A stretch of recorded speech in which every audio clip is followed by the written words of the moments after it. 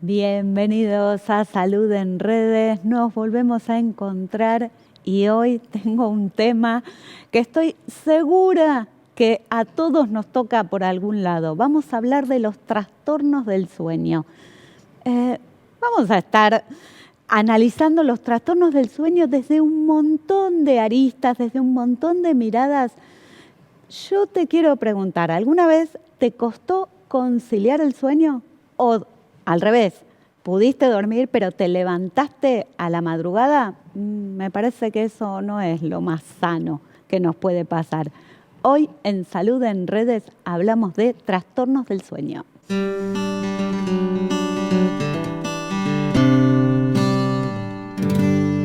En este primer bloque de Salud en Redes, hablando de trastornos del sueño, vamos a estar con la neuróloga y especialista en medicina del sueño, Marian Trentadue.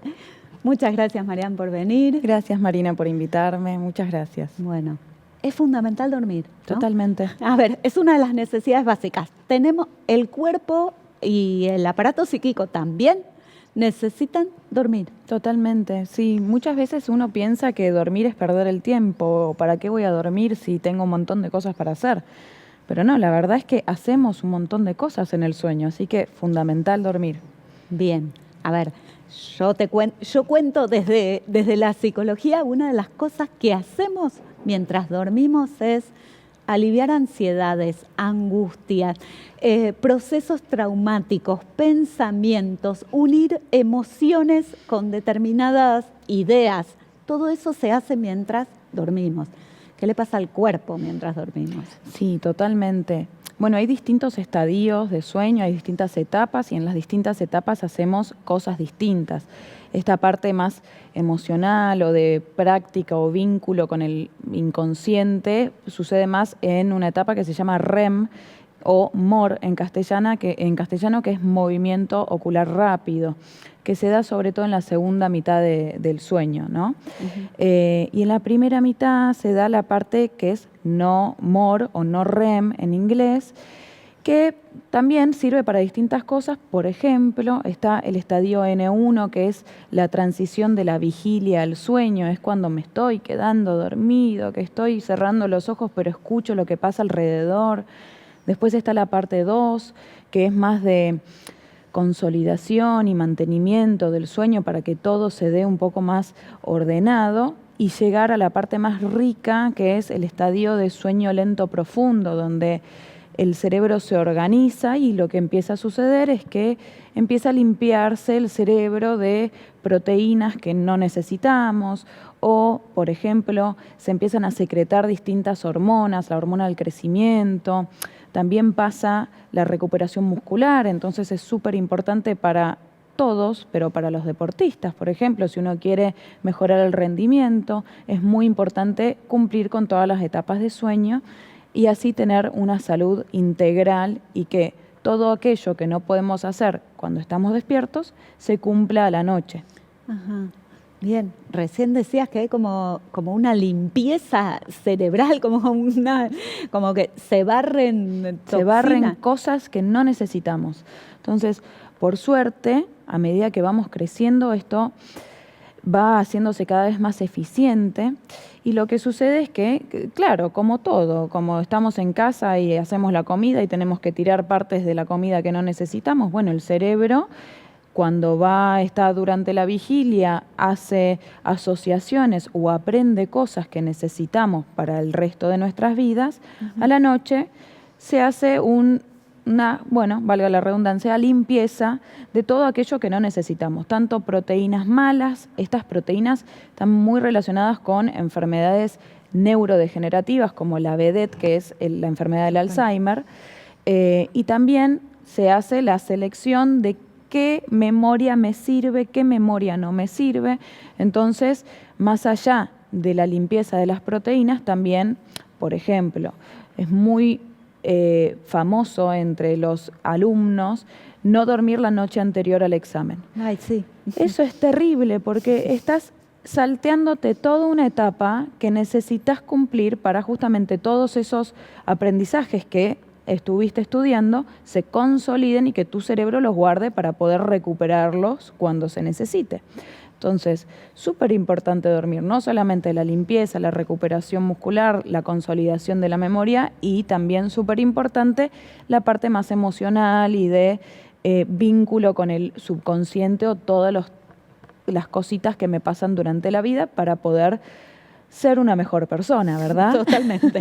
Para procesarlas necesitamos soñarlas. Exactamente. Necesitamos dormir, necesitamos ponerle una imagen creativa a esta emoción. Totalmente, totalmente. Uh-huh. Bien, a ver, hay gente que naturalmente tiene, no, yo no, la verdad que yo vivo de día, y padezco el insomnio, lo padezco de noche, pero digo, soy muy productiva de día, a la mañana, pero hay gente que es al revés, como que lo sienten, yo necesito estar despierto a la noche. ¿Qué pasa con eso? Bueno, eso es lo que nosotros llamamos cronotipo. El cronotipo es la predisposición biológica que uno tiene para estar despierto o, como a mí me gusta decirlo, ¿cuándo estoy más inspirado? ¿A la mañana o a la noche?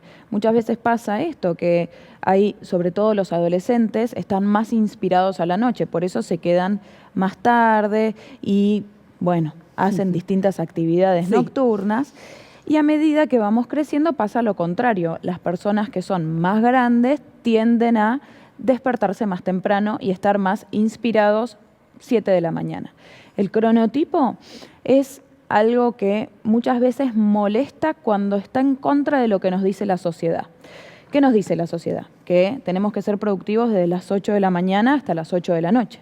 Pero en el cronotipo de búho, que es la persona que está más activa a la noche o tiene más producción del pensamiento, más inspiración a la noche, el búho pobre no puede despertarse a las 8 de la mañana y estar brillando como si la alondra, que es la persona que se despierta a la mañana y está lista para arrancar el día. Uh-huh. Pero si le pones una actividad nocturna y quizás no le va muy bien. No. Entonces, más allá de la predisposición biológica que nos dicen los cronotipos, también habla mucho de la sociedad y cómo la sociedad nos impuso ciertos horarios de productividad, ¿verdad? Entonces, claro, hay veces que duele un poco ser búho o alondra. Ajá, bien. Y hasta acá venimos hablando de procesos naturales, habituales. ¿Qué pasa ¿por qué no podemos dormir? ¿Qué pasa cuando nos despertamos en horarios en los que tendríamos que estar durmiendo? Y bueno, eso primero y principal, a mí me encanta decir que cada paciente es un mundo, cada persona es un mundo. Entonces, lo que me puede pasar a mí a la noche puede ser que a vos no te pase. Y tenemos que ver no solamente el sexo biológico, sino la edad, el momento en el cual se presentan los trastornos de sueño. ¿Es insomnio o es que tengo alguna enfermedad respiratoria o es que me está pasando algo más allá del sueño, algo más psicológico? Por ejemplo, que me surgen los problemas a la noche, entonces cuando me voy a acostar y charlo con la almohada estoy más activa porque estoy luchando contra mi propio inconsciente. A ver, claro, desaparecen todos los estímulos y los vínculos con el mundo exterior. Cuando uno está en ese momento en que se va a dormir, a ver, uno con la almohada, uno consigo mismo. Y ahí de la propia persona no nos podemos escapar. Exactamente, y aparte en algún momento hay que pensar y procesar todo esto que nos pasa. Uh-huh. No podemos evitarlo. Entonces, yo siempre digo, hay algunas personas que cuando están nerviosas les duele la panza, hay otras personas que cuando están nerviosas o tienen algún tipo de problema se quedan despiertas a la noche tratando de descifrar a ver cómo pueden resolverlo. O incluso se quedan despiertas pero no enfrentan el problema que les está sucediendo. Entonces me pongo la televisión, TikTok, las redes. Celular. Exactamente. Bien. Y ahí se vuelve una bola de nieve. Me imagino que no hay que hacer eso. Exactamente. Tratar de que cuando me voy a dormir todo sea lo más propicio posible para yo quedarme dormido. Entonces, si yo para estudiar me preparo la mesa y los colores de los resaltadores y la clase y el libro, ¿por qué no voy a hacer lo mismo para dormir? Me tengo que preparar la cama, tengo que yo estar predispuesto a entrar al mundo de los sueños. Y no es fácil, no es fácil. Se entrena, pero no es fácil. Perfecto. Y, a ver, vi uno de tus reels donde dice que si nos levantamos temprano, ¿no? Nos levantamos a las 5, a las 6, pero ya estamos como despiertos y en vigilia, no quedarse en la cama. Eso, sí. Me llamó mucho la atención, sí. Parece contraintuitivo, pero la realidad es que uno tiene que asociar la cama con el dormir y nada más. Entonces, si yo me despierto y estoy lista para arrancar mi día, a las 3 de la mañana, 4 de la mañana es un poco molesto. Hay que ver qué es lo que pasa. Puede ser que hay algún trastorno de sueño que me está levantando a la noche y me está diciendo, bueno, capaz que irte a dormir es un poco más peligroso, ya lo veremos. Pero si yo me levanto a las 6, me puedo levantar, ir a tomarme un mate al sol, empezar a arrancar un poco el día. No tenemos que ir al gimnasio, no tenemos que prepararnos para una reunión, simplemente arrancar despacito y aprovechar esos momentos. Si uno quiere vincular la cama con el dormir, uno tiene que ser estricto y decir, bueno, yo acá duermo y nada más. Siempre hablo de la teoría de Pavlov, que, bueno, psicólogo hace mucho tiempo, vio que cuando sonaba una campana, él tenía unos perros y los perros salivaban porque vinculaban la campana con el almuerzo, con la comida. Lo mismo tiene que pasar con nuestro sueño. O, por ejemplo, si yo paso caminando por una panadería y huelo el olor a pan recién horneado, me agarro un poco de hambre. El mismo vínculo tiene que suceder con la cama. Vos decís hacer un reflejo como condicional. Exactamente. Sí, estaría buenísimo. Yo lamentablemente falla. Falla, Y porque, sí, porque somos personas. porque sí. somos humanos. Exactamente. A ver, ¿qué va a suceder? En general se dice como los dos grandes trastornos del sueño, que no tenga que ver con una cuestión física, obviamente, son no poder conciliar el sueño o despertarse a la madrugada, ¿no? Exacto. Que están más ligados en general a la ansiedad, al seguir como en vigilia y no poder desconectarse de este mundo, o a la angustia que aparece, ¿no? Sí, muchas veces sí, sobre todo cuando tenemos mucha producción del pensamiento y no podemos frenar. Hay incluso muchas personas que me dicen, Marian, yo canto adentro de mi cabeza y no me puedo dormir porque no puedo callar mi cabeza.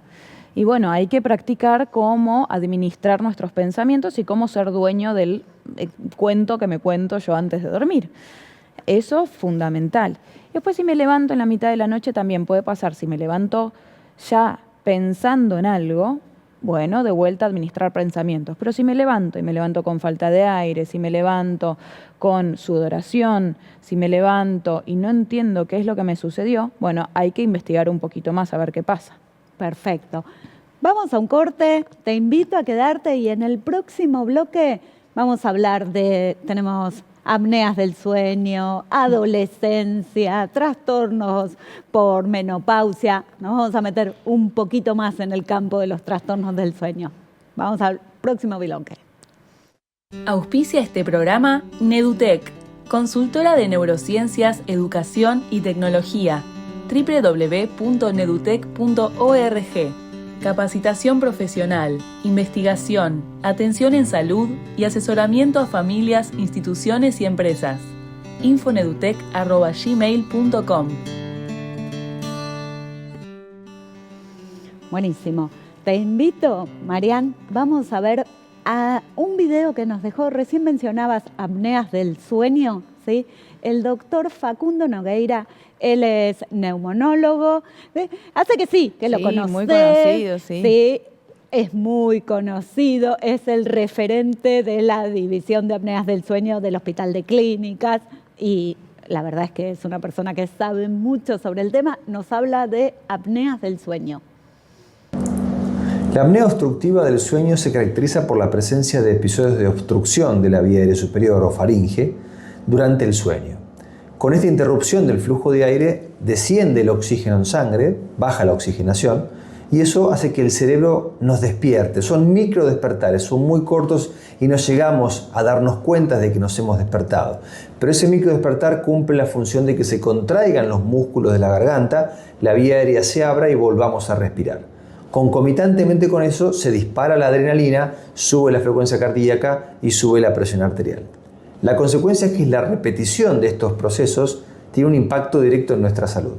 Por un lado, la presencia continua de micro despertares fragmenta el sueño, reduce la eficiencia del sueño y nos genera cansancio y somnolencia durante el día.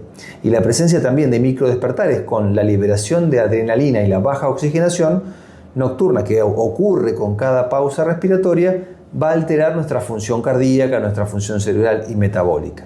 Tener apneas del sueño de hecho aumenta el riesgo de tener hipertensión arterial, triplica el riesgo de hipertensión arterial, aumenta el riesgo de padecer arritmias graves, aumenta el riesgo de problemas cardíacos, de ataques cardíacos y cerebrales, aumenta el riesgo de somnolencia, de accidentes de tránsito y domésticos, y también a largo plazo puede afectar nuestra capacidad cognitiva, aumentando el riesgo de trastornos tales como la demencia o enfermedad de Alzheimer. Paralelamente, se afecta también el metabolismo. Padecer apneas del sueño aumenta el riesgo de obesidad, aumenta el riesgo de síndrome metabólico y de diabetes tipo 2. Bueno, muchísimas gracias, Facundo. Y sí, te veía que estabas como asintiendo. Qué importante. Sí. Consulta con un neumonólogo. O con un neurólogo también, sí. Las apneas de sueño son cada vez más frecuentes y son muy poco charladas. La verdad es que es una enfermedad poblacional y es una enfermedad crónica, así como la hipertensión arterial, la obesidad, la diabetes. Como dijo el doctor Nogueira, la verdad es que suma mucho riesgo y hay muchas personas jóvenes que tienen accidentes cerebrovasculares, que se busca la causa y se encuentra que el factor de riesgo más importante que tienen son las apneas de sueño. Claro. Entonces, las apneas de sueño, uno no es como frenar la respiración y tirarme a la pileta. Uno no se da cuenta porque sucede en la mitad de la noche. Quien se puede dar cuenta es el compañero de cama. Sí. ¿Por qué? Muchas veces se acompaña con ronquidos, pero puede ser que no sea concomitante a un ronquido, entonces pueden ser silenciosas. ¿Qué es lo que pasa? Como dijo el doctor Nogueira, frena el flujo de aire porque habitualmente la lengua tapa el conducto respiratorio, eso hace que la oxigenación baje y que todo el proceso que hablábamos antes que hace el cerebro para su limpieza y para el mantenimiento se vea frenado. Yo siempre digo, es como bajar una película y que se me corte el wifi. Entonces, siempre va a estar, claro, y de peor calidad. Claro. Entonces me levanto a la mañana y me pesa la cabeza, siento que no descansé nada, tengo la garganta seca. Muchas personas se levantan muchas veces para ir a orinar al baño. Y otra cosa que sucede es esto, que me levanto en la mitad de la noche y no entiendo qué es lo que sucede. Bueno, es una forma que tiene el cerebro de protegernos, porque dice, a ver, Marian, si te vas a dormir te ahogás. Entonces, claro, levántate. Y muchas veces pasa que, primero, a medida que va pasando el tiempo, cada vez que cumplimos un año, tenemos más riesgo de hacer apneas. Los varones, simplemente por el hecho de ser varón, tienen más riesgo de hacer apneas. Otra población que está muy en riesgo es las mujeres perimenopáusicas, ¿sí? Así como me estoy ajustando con mis hormonas, tengo calores nocturnos, a medida que va bajando el estrógeno y bueno, me voy igualando con los hombres en el riesgo de padecer ciertas enfermedades. Entonces me levanto en la segunda mitad de la noche. Bueno, es muy peligrosa la apnea del sueño, hay que prestarle atención. Hay que prestarle atención. Recién mencionabas trastornos de la perimenopausia y trastornos del sueño vinculados a la perimenopausia. La doctora Claudia Scalise, ella es médica ginecóloga, nos manda un video, vamos a escucharla, específicamente sobre los trastornos del sueño ocasionados por la menopausia y la perimenopausia. El climaterio y la menopausia es una etapa donde los trastornos y las alteraciones del sueño se incrementan significativamente. Los síntomas vasomotores, básicamente los sofocos y las sudoraciones nocturnas, están fuertemente asociados a la génesis de las alteraciones y los trastornos del sueño. Y estos sofocos y estas sudoraciones nocturnas se generan básicamente por una alteración a nivel del sistema nervioso central, lo que llamamos el centro termorregulador, que está precisamente regulado por los niveles de estrógenos. Esto hace que durante la menopausia el déficit, la disminución de los estrógenos altere o gatille este tipo de sintomatología. Las manifestaciones más frecuentes son los despertares nocturnos, que pueden o no ser producidos o a consecuencia de los síntomas vasomotores, o sea, los sofocos y las sudoraciones nocturnas. También los trastornos en la conciliación del sueño y los despertares precoces. No todas las alteraciones del sueño son debidos a las alteraciones hormonales. Existen pacientes que ya previamente tenían diagnósticos de insomnio o insomnio de conciliación, y que estas alteraciones se pueden agravar durante la etapa de la menopausia por los síntomas vasomotores. El abordaje de este tipo de sintomatología, en primer lugar, es la terapia cognitiva conductual, hacer lo que se llama una higiene del sueño, tratar de que la paciente trate de conciliarlo y que no haya situaciones que alteren esta calidad de sueño, que no haya televisores, celulares, lo que se llama generalmente la higiene del sueño. Y en los casos en que los despertares nocturnos están asociados o son consecuencia de los síntomas vasomotores, o sea, de los sofocos y las sudoraciones nocturnas, la terapia hormonal es una alternativa válida para mejorar la calidad de vida de nuestras pacientes y también mejorar su calidad de sueño. Bueno, muchísimas gracias, doctora Claudia Scalise. Yo voy a rescatar algo que ella decía de la higiene del sueño y voy a introducir como la pregunta, ¿desde cuándo podemos aprender a dormir? ¿Desde cuándo? Desde bebés, ¿sí? Mi consejo, primero, no colecho, pero mi consejo es empezar con el bebé, con tu hijo, con tu hija, desde el día 0 a diferenciar el día y la noche. No quiere decir que no te vas a levantar de noche a darle la teta o a darle la mamadera si estás cuidando, pero hacerlo de manera distinta.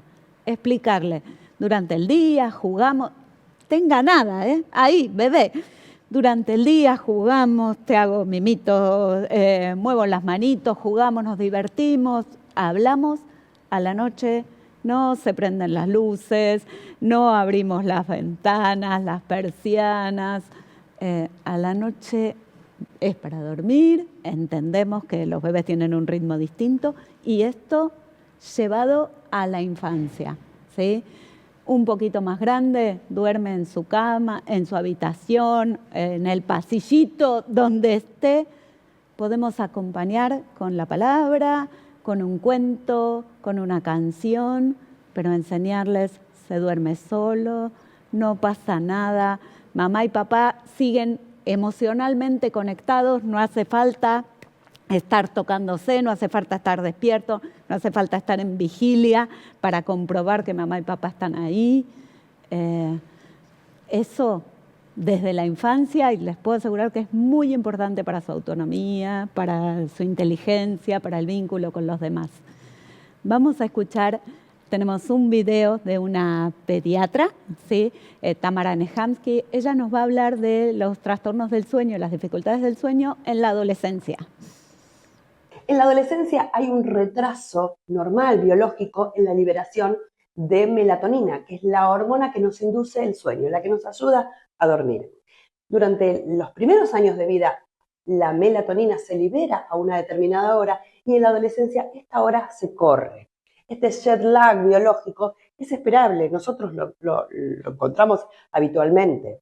El problema ahora es que se nos superpone con el uso de pantallas. Este uso de pantallas indiscriminado de la adolescencia hace dos situaciones que no nos ayudan. Por un lado, la luz azul de las pantallas inhibe la secreción de melatonina, que es la hormona de la que hablamos recién.